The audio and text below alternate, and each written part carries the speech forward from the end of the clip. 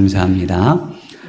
우리는 지난 시간까지 오랜 시간 동안 이 사도행전 강의를 마치고 오늘부터는 한 10주 동안 성령의 9가지 열매에 대해서 우리가 함께 살펴보려고 합니다.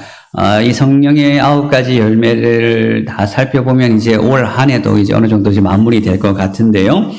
성령의 이 9가지 열매, 우리가 많이 들어본 말씀이죠. 성령의 9가지 열매는 오늘 우리가 읽는 갈라디아서 5장 22절과 23절에 나와 있는 9가지 덕목을 말합니다. 그런데 이 22장과 23절에 기록되어 있는 이 9가지 덕목의 내용을 여러분들이 한번 눈으로 보시면 이 내용들은 다 우리의 성품과 관련되어 있는 덕목들입니다. 그러니까 이 9가지 열매, 성령의 열매를 한마디로 정의를 한다면 바로 우리가 예수님을 닮아가는 것이라고 우리는 정의를 할 수가 있습니다. 그러니까 우리가 신앙생활을 하는 궁극적인 목표는 무엇이냐면 우리가 신앙생활을 하고 단순히 우리가 천국을 가고 예수를 믿고 복을 받는 것, 이것이 궁극적이고 최종적인 목표가 아니라 우리가 예수를 믿는 가장 궁극적인 목적은 무엇이냐면 우리의 믿음의 대상이 되시는 예수님을 닮아가는 것이 우리의 목표입니다. 그래서 사도 바울은 그리스도의 장성한 분량까지 자라가라라고 우리에게 그렇게 이야기를 하고 있잖아요.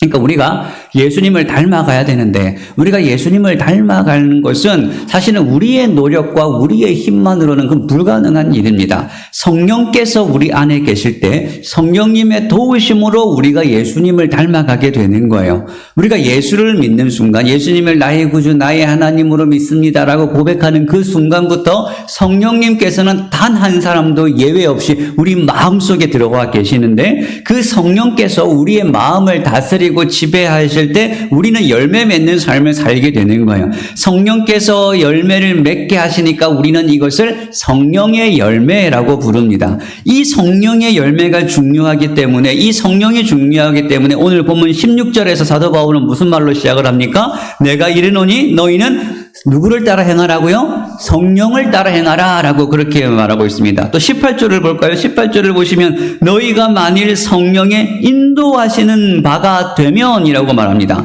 오늘 읽진 않았지만 저 뒤에 25절을 보시면 만일 우리가 성령으로 살면 또한 성령으로 행할지니 라고 말씀하기도 합니다. 그러니까 사도 바울은 성령을 따라 행하라, 성령의 인도를 받으라, 성령으로 살아라 계속해서 말을 바꿔가면서 우리에게 성령으로 살 것을 강조하고 있습니다. 그러니까 답은 성령이라는 거예요. 성령이 핵심입니다. 그러니까 예수를 믿는 사람, 예수 그리스도 안에 있는 사람은 성령을 따라 살아가는 사람이라는 것입니다.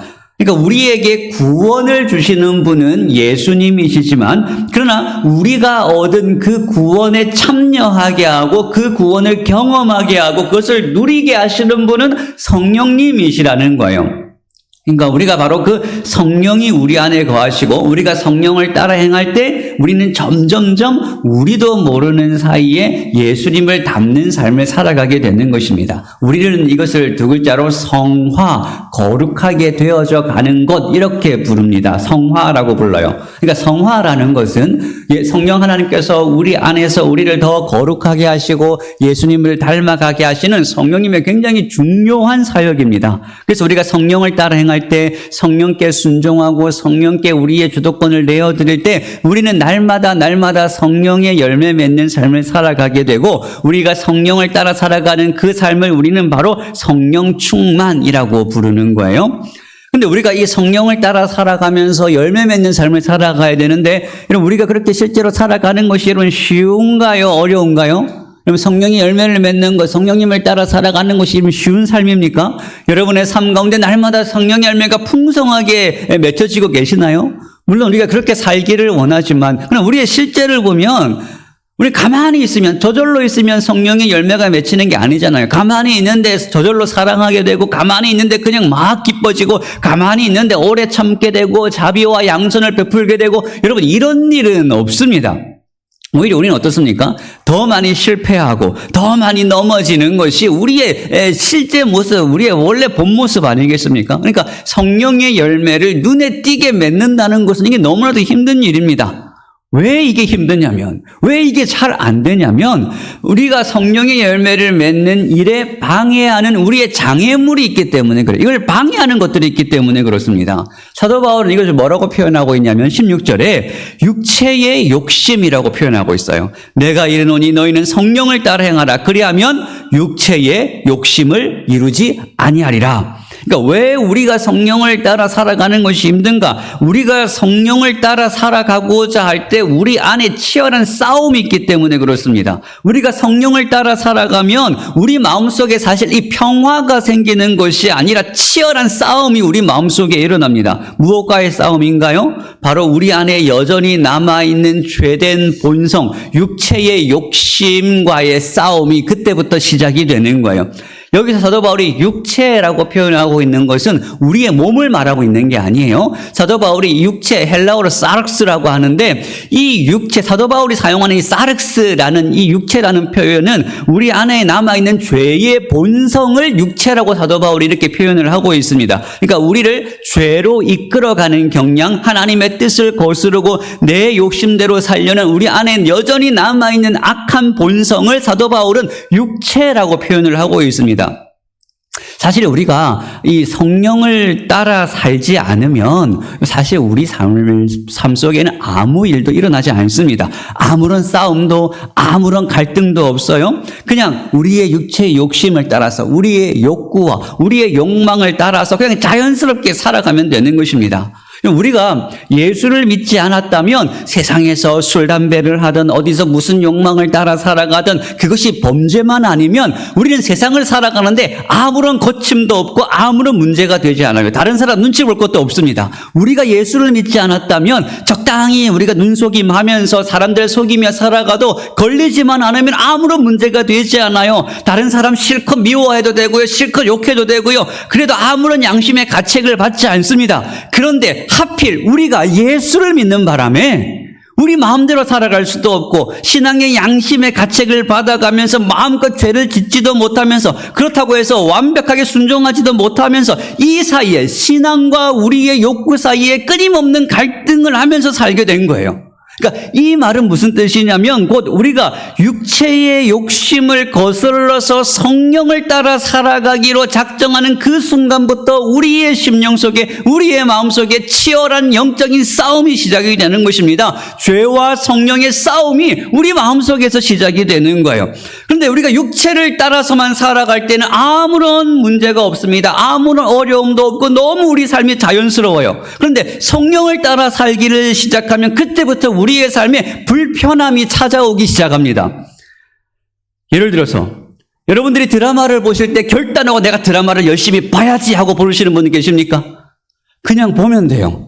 그냥 보면 1시간, 2시간 저도 드라마를 보면 시간이 어떻게 그렇게 빨리 가는지 모르겠어요. 그런데 여러분 우리가 말씀을 내가 봐야겠다, 말씀을 봐야지 하면 여러분 그 한 장 넘어가는 것이 왜 그렇게 힘든지요? 한 장을 보는 건 말씀을 결단하고 우리가 봐야 되잖아요. 내가 정말 이 기도해야겠다라는 생각하면서 내가 새벽 기도를 가야지. 그러면 새벽에 눈이 번쩍 떠지면서 이야 새벽이구나. 내가 일찍 일어나서 가서 기도하러 가야지 하는 분 계시겠죠, 당연히. 근데 대부분 어떻습니까? 5분만 갈까? 오늘 컨디션이 좀 안 좋은데 내일부터 갈까? 이런 치열한 싸움을 하다가 이기면 나오는 거고 못 나오면 그냥 그 자리에 그대로 있는 거고. 그러니까 우리가 육체를 따라 살아갈 때는 아무런 결단도 필요 없이 그냥 우리가 원하는 대로 하면 자연스러운데 우리가 성령을 따라 살아갈 때는 우리의 수많은 결단과 각오가 필요합니다. 말씀을 읽을 때도 여러분들 말씀을 들을 때도 그렇지 않습니까? 지금 여러분 말씀은 듣고 계시지만 눈은 저를 보고 계시지만 머릿속에서는 온갖 다른 잡생각들. 그죠? 안 봐도 제가 다 알고 있습니다. 그러니까 우리가 정말 이 제대로 말씀대로 살아가려고 하면 사실 이제 우리 몸이 잘 이렇게 말을 잘 안 들어요. 그러니까 온 육체가 온갖 소리를 내면서 거부 반응을 일으킵니다. 거기에다가 우리의 육체만 그런 것이 아니라 그 순간부터 마귀가 우리를 시험합니다. 마귀는 처음부터 지금까지 하나님을 거스르고 대적하는 존재예요. 그게 이제 마귀의 본업입니다. 그래서 우리가 순종하려고 하는 그 순간부터 뭔가 내가 신앙생활을 열심히 하겠다라고 결단하는 그 순간부터 마귀는 온갖 상황들과 사람들을 다 동원해서 우리를 시험에 들게 만들죠. 우리로 하여금 성령을 따라 살아가지 못하게 만드는 것입니다. 그러니까 여러분들이 내가 정말 신앙생활 잘 하려고 하는데 상황이 안 따라오는 것은 이게 다 마귀가 그렇게 우리의 삶을 방해하는 거예요. 여러분들이 그렇게 말씀을 따라 살아가는 것을 마귀가 그만큼 두려워하는 거죠. 그래서 17절에서 사도 바울이 이렇게 이야기합니다. 육체의 소욕은 성령을 거스르고 성령은 육체를 거스르나니 이들이 서로 대적함으로 너희가 원하는 것, 내가 성령대로 살려고 하는 우리 안에 있는 거룩한 욕망, 거룩한 삶을 살기를 원하는 우리의 삶을 살지 못하게 하려 함이니라 라고 사도 바울이 그렇게 이야기합니다. 그러니까 육체의 소욕은 뭘 거스릅니까? 성령을 거슬러요. 그리고 성령은 육체를 거스릅니다. 그러니까 이 육체의 욕구와 성령은 서로 반대의 방향을 지향하고 있는 거예요. 그래서 우리가 말씀대로 살아가는 것이 힘든 이유가 여기에 있는 거죠. 나만 말씀 보기가 이렇게 힘든가? 나만 기도하는 것이 이렇게 힘든가? 내가 나만 이렇게 순종하며 살아가는 게 힘든가? 여러분 다 힘듭니다. 옆에 있는 분들은 잘하는 것 같죠? 옆에 있는 분들도 다 힘들어요. 저도 잘하는 것 같죠? 저도 목사인데 다 힘들어요. 왜 그렇습니까? 우리는 우리 안에 육체의 본성과 성령이 대적함으로써 육체의 본성이 마귀가 우리가 원하는 걸 하지 못하게 끊임없이 치열하게 막고 있기 때문에 그렇습니다. 그래서 예수님께서도 마음은 원이로되 뭐가 약하다고요? 육신이 약하도다. 사도 바울도 로마서 7장에서 이렇게 단식합니다. 그러므로 내가 한 법을 깨달았노니 곧 선을 행하기를 원하는 나에게 악이 함께 있는 것이로다. 내 속사람으로는 하나님의 법을 즐거워하되 내 지체 속에서는 한 다른 법인 내 마음의 법과 싸워 내 지체 속에 있는 죄의 법으로 나를 사로잡는 것을 보는도다.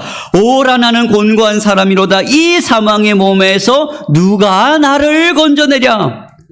사도 바울도 그랬다는 거예요. 사도 바울도 마음으로는 하나님의 법을 순종하기를 원합니다. 그런데 우리가 말씀을 따라 순종하고 싶지만 우리 마음속에는 또 다른 한 법, 우리를 지배하는 또 다른 법, 육신의 법이 나의 마음의 법과 싸운다는 것입니다. 이 끊임없는 갈등과 부딪힘이 바울을 괴롭게 만들고 그래서 사도 바울은 실패하는 자신의 모습을 보면서 결국 오호라 나는 곤고한 사람이로다. 이렇게 탄식을 하게 되는 것입니다. 이 절망과 탄식이 여러분만 가지고 있는 게 아니라 나만 가지고 있는 것이 아니라 바울도 고민했던 부분이고 베드로도 고민했던 부분이고 다윗도 고민했던 부분이고 아브라함도 고민했던 부분이고 저도 고민하고 여러분들 고민하고 있는 부분이에요. 조금 위로가 되십니까? 나만 그런 게 아니구나. 우리는 하나님 말씀을 즐거워하고 우리가 정말 순종하고 싶은 마음이 우리 마음속에 있습니다. 그러나 우리 안에 있는 악한 죄의 본성이 날마다 우리로 하여금 실패하고 좌절하게 만드는 거예요. 여러분, 이 실패와 좌절은 우리 모두에게 주님 앞에 가는 그 순간까지 있는 싸움입니다. 그래서 이 싸움에서 우리가 이길 수 있는 길은 성령을 따라 행하는 거예요. 성령을 따라 행한다라는 말은 성령과 동행하다라는 뜻입니다. 그러니까 성령과 동행하는 거예요. 성령과 늘 함께하고 성령의 도우심을 구하고 성령님을 의식하고 성령님을 의지하고 성령님을 바라보고 성령께 순종하는 것. 이게 뭐라고요? 이게 바로 성령 충만입니다. 자, 그러면 반대로 우리가 성령을 따라 살아가게 되면 육체의 소욕을 선택하게 되면 어떤 일이 우리에게 일어날까요? 오늘 우리는 이제 다음 시간부터 성령을 따라 살아갈 때의 우리의 열매인 성령의 9가지 열매를 살펴볼 것이고, 오늘은 그 반대의 결과, 우리가 성령을 따라 살아가지 않을 때 우리의 삶에 어떤 일이 일어나는가, 어떤 열매를 맺게 되는가, 그걸 우리가 함께 살펴보려고 합니다.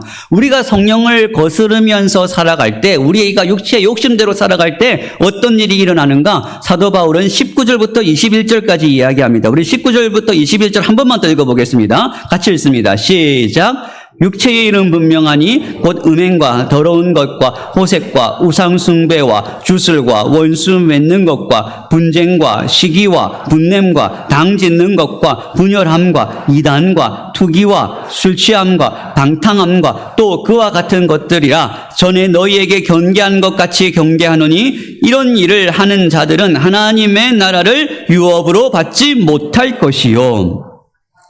사도 바울은 무슨 말로 시작하고 있냐면 육체의 일은 분명하다라는 말로 시작을 하고 있습니다.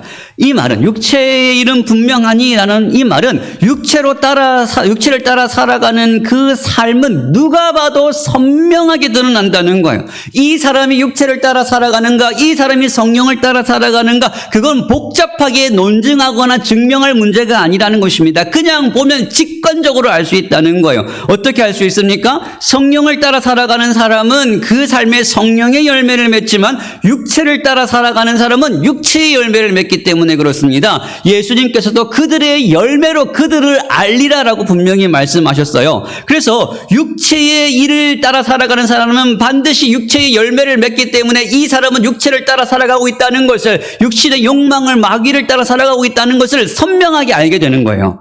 그래서 오늘 본문에 보시면 이 육체의 일에 대해서 15가지로 말하지만 이 15가지는 다시 4가지로 나눌 수가 있습니다. 4가지 카테고리로 묶을 수가 있어요. 자, 먼저 우리가 육체를 따라 살아갈 때 어떤 결과를 나타내는가? 첫 번째가 성적인 타락입니다. 19절에 나오는 음행과 더러운 것과 호색이라고 말하고 있어요. 그러니까 우리가 육체를 따라 살아가는지 아니면 성령을 따라 살아가는지 분별하기 위해서는 그 마음에 무엇을 품고 살아가는가를 보면 알 수가 있습니다. 본문에서는 이 성적인 타락과 문란함이 그 사람 마음에 가득하다라고 지적하고 있습니다. 여러분, 이 악행의 덕목에서 제일 먼저 나오는 것이 성적인 타락이라는 것을 우리는 주목을 해봐야 됩니다. 왜냐하면 모든 죄의 결과는, 모든 죄악된 문화의 결과는 성적인 타락으로 열매 맺게 되기 때문에 그렇습니다. 항상 죄의 문화는 성적인 음란함으로 나타나게 되어 있어요. 그것은 지금까지, 창조 때부터 지금까지 마찬가지입니다. 그러니까 그 시대와 그 사회의 도덕적인 수준을 알기 위해서는 성적인 문화 인식이 어떻게 되어 있는가를 보면 알 수가 있습니다. 첫 번째 나오는 것이 음행이죠. 음행은 헬라어로 프로테이아라는 말입니다. 이 프로테이아라는 말에서 포르노라는 영어 단어가 나왔습니다. 그러니까 이 음행이라는 것은 모든 불법적인 성행위를 말하는 겁니다. 그러니까 결혼관계 밖에서의 성관계, 아니면 불법적인 동성애, 이렇게 다 지금 이 음행에 포함이 되는 거죠. 성이라는 것은 하나님께서 오직 결혼한 부부에게만 주신 하나님의 축복입니다. 그래서 여러분, 성관계, 성이라고 다 이게 나쁜 게 아니에요. 우리는 이게 굉장히 나쁜 인식으로 자리 잡혀 있는데, 이게 하나님이 정하신 테두리 밖으로 나갈 때 그때부터 문제가 되고 죄가 되는 것입니다. 여러분, 이 세상의 문화를 한번 보세요. 이 세상의 문화가 지금 어떻게 흘러가고 있습니까? 점점 더 성적으로 문란해지고 음란해지고 악함으로 바뀌어지고 하고 있어요. 가정의 질서가 완전히 무너져가고, 영화나 드라마를 보시면 온갖 부적절한 성적인 행동이 사랑으로 포장이 되어서 굉장히 아름답고 미화되어서 지금 나타나고 있습니다. 그래서 그것을 보고 자라난 청소년들은 자연스럽게 그런 음란함과 그런 악함이 사랑이라는 것으로 인식하여서 아무런 거리낌 없이 그냥 그것을 다 수용하고 나도 그렇게 해도 되는 것처럼 다 받아들이게 되는 것입니다. 그런데 여러분, 우리가 이 모든 것들을 아무리 문화적인 것으로 아름답게 꾸미고 포장하고 합리화한다고 할지라도 결국 우리를 모든 것을 판단하실 분은 하나님이십니다. 우리는 세상으로부터 판단받는 것이 아니에요. 다른 사람으로부터 판단받는 것이 아니라 우리의 재판관은 하나님이십니다. 하나님께서 그것을 보시고 어떻게 생각하시는가가 우리의 기준이에요. 아무리 세상에서 볼 때는 아름답고 사랑이고 뭐 예쁘게 포장을 한다고 할지라도 하나님께서는 절대 결혼관계 밖에서의 성관계를 옳다고 인정하시는 분이 아니십니다. 동성애처럼 왜곡된 성관계도 결코 이게 어떤 합리성으로 우리가 받아들여질 수 있는 게 아닙니다. 성경은 그것을 분명히 죄라고 처음부터 규정하고 있어요. 이렇게 음란함이 관영한 이 시대에 우리의 자녀 세대가 무방비로 지금 노출되어 있는 것이 지금 우리가 살아가는 이 시대입니다. 그래서 가장 먼저 우리는 우리 스스로의 정결함을 지켜야 됩니다. 거룩하고 정결한 삶, 경건한 삶을 살아가야 돼요. 그리고 이 음행은 그냥 음행으로만 끝나지 않습니다. 반드시 도덕적인 타락으로 나타나게 되어 있어요. 그것이 그 다음에 나타나는 더러움입니다. 더러움이라는 것은 음행보다 더 폭넓은 이제 어떤 성행위를 넘어서는 그걸로부터 파생되는 도덕적인 타락을 말하는 거예요. 매춘이라든지 다 거기 다 포함이 됩니다. 그러니까 문화적으로 타락을 하는 거죠. 그리고 이 더러움과 음행이 반복되면 호색으로 바뀝니다. 호색이라는 말은 자신의 욕구를 제어하지 못하고 완전히 그 음란함에 잠식되어 있는 상태, 음란하고 무질서한 삶을 살아가는데 어떤 부끄러움이나 죄의식 없이 완전히 그 죄에 잠식되어져 살아가는 그 상태를 말하는 거예요. 여러분, 우리가 육체를 살아가는 삶의 첫 번째 특징은 성적인 방종과 타락입니다. 그래서 우리는 가장 먼저 성도는 가정이 하나님께서 우리에게 주신 거룩한 기관, 하나님께서 우리에게 주신 축복의 기관이라는 것을 기억하고 우리의 가정이 지켜질 수 있도록 아내는 남편에게, 남편은 아내에게 신실해야 되고 또 우리 자녀 세대들이 거룩하고 순결하게 자라갈 수 있도록 우리는 날마다 기도하고 말씀으로 양육을 해야 되는 거예요. 두 번째가 육체의 소욕은 종교의 타락이라는 형태로 나타나게 됩니다. 이게 두 번째 카테고리예요. 사람의 제일된 목적은 오늘 장로님 기도실에도 말씀드렸지만 하나님께 영광 돌리는 삶입니다. 그러니까 하나님을 예배하는 삶이에요. 그런데 이 세상은 하나님께 예배하는 일에 아무런 관심이 없습니다. 그런데 하나님을 예배하는 일에 관심이 없다고 해서 그들이 예배라는 행위를 하지 않는 게 아니에요. 온갖 다른 방법으로 하나님을 대신하여 다른 것을 섬기고 우상을 섬기고 있습니다. 우상 숭배는 엄밀히 말하면 다른 신을 섬기는 건데 하나님 외에.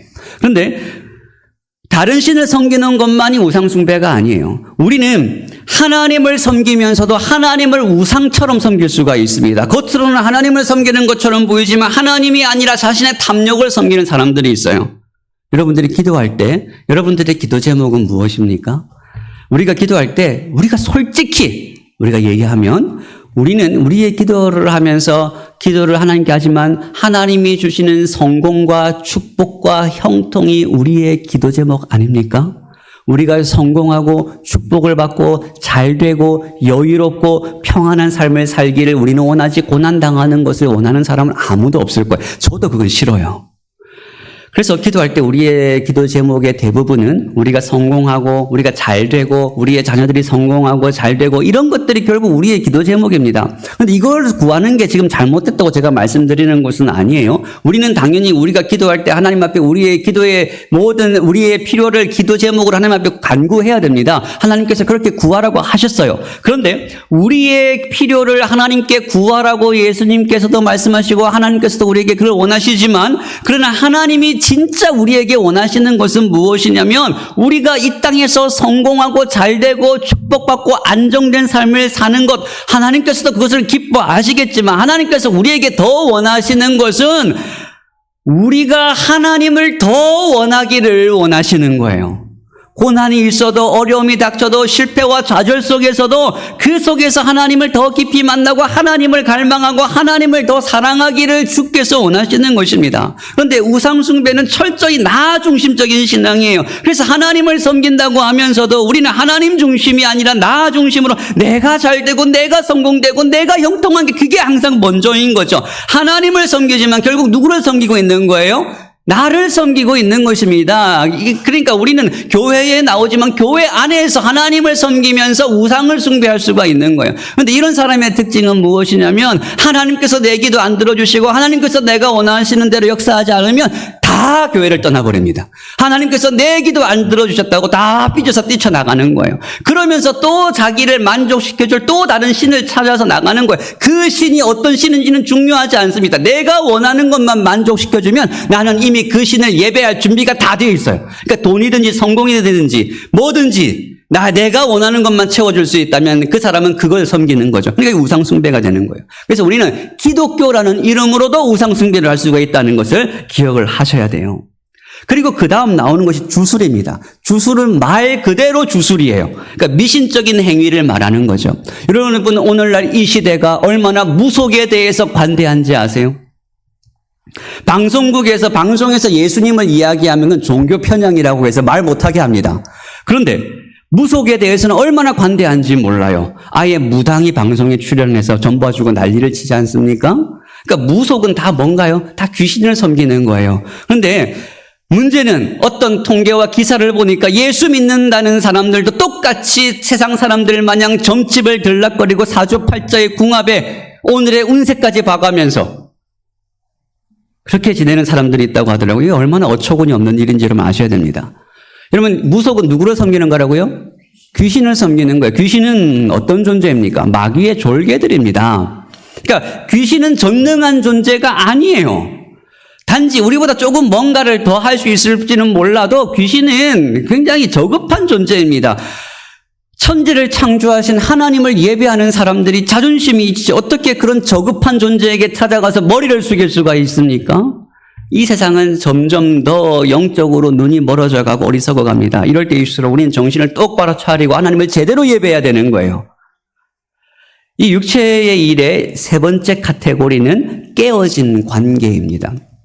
우리가 성령의 인도하심을 받지 않고 살아갈 때, 육체를 따라 살아갈 때 나타나는 현상 중에 가장 큰 현상은 관계가 깨어지는 현상이에요. 그러니까 우리가 육체의 소욕을 따라 살아가게 되면 우리의 가정이 깨지게 되고요. 직장 동료와의 관계가 깨지게 되고요. 이웃과의 관계가 깨어지게 되어 있습니다. 왜냐하면 사람은 죄인이고 자기중심적입니다. 죄의 특징은 이기심이에요. 다 자기중심입니다. 그래서 이 이기심은 우리가 육체를 따라 살아갈 때 가장 강하게 나타나게 되는 거죠. 그래서 첫 번째가 원수매점으로 나타납니다. 원수매점이라는 말은 적개심, 증오심으로 나타나는 외부적인 갈등의 상태를 말합니다. 그러니까 다른 사람들을 미워하고 갈등하고 적개심을 가지는 거죠. 그런데 이 적개심은 그 다음 단계로 분냄으로 나타납니다. 자신의 감정을 터트려 버리는 거, 화를 내는 거예요. 그런데 이 분노가 더 발전되면 어떻게 되는지 아세요? 당을 짓습니다. 네 편, 내 편 가르기 시작하는 거예요. 여러분, 오늘날 이 시대에 이 나라 정치가 왜 이렇게 진보와 보수로 갈려서 극심한 대조를 이루고 있습니까? 제가 볼 때에는 이건 정책의 문제가 아닙니다. 이건 이념의 문제가 아니에요. 지금 보니까 이게 다 감정의 문제입니다. 그냥 상대방이 싫은 거예요. 덮어놓고 다 싫은 겁니다. 그러니까 당을 짓게 되죠. 그러니까 분노하게 되어서 당을 지어서 편을 만들어서 첨예하게 대립하고 있는 거예요. 이 당을 짓는 사람들의 행동이 그 다음 뭐로 나타나는지 아십니까? 분열로 나타납니다.